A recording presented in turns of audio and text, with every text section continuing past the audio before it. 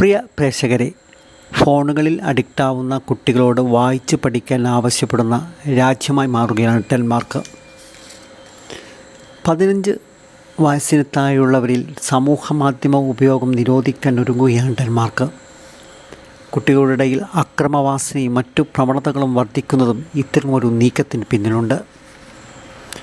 ഇവിടെ 13 വയസ്സിന് താഴെയുള്ള കുട്ടികളിൽ 94% പേർക്കും 10 വയസ്സിന് താഴെയുള്ള കുട്ടികളിൽ 50% പേർക്കും സോഷ്യൽ മീഡിയ അക്കൗണ്ട് ഉണ്ടെന്നാണ് കണക്ക്.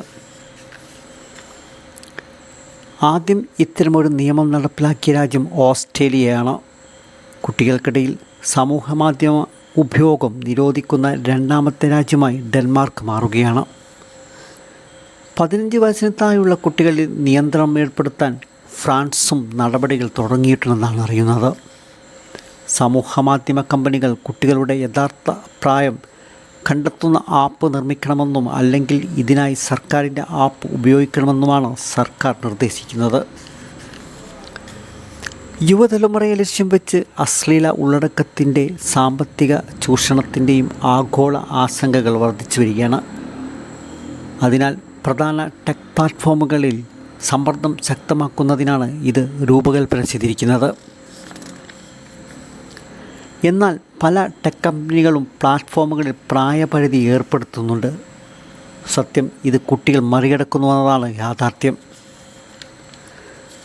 സോഷ്യൽ മീഡിയ നിയന്ത്രണം ദൂരവ്യാപക നടപടികളിൽ ഒന്നായി മാറും. ഡെൻമാർക്കിലെ ഡിജിറ്റൽ കാര്യമന്ത്രി ഇത് സംബന്ധിച്ച് കുട്ടികൾക്കിടയിൽ അമിത ഉപയോഗത്തെക്കുറിച്ച് വിശദീകരിച്ചിരുന്നു.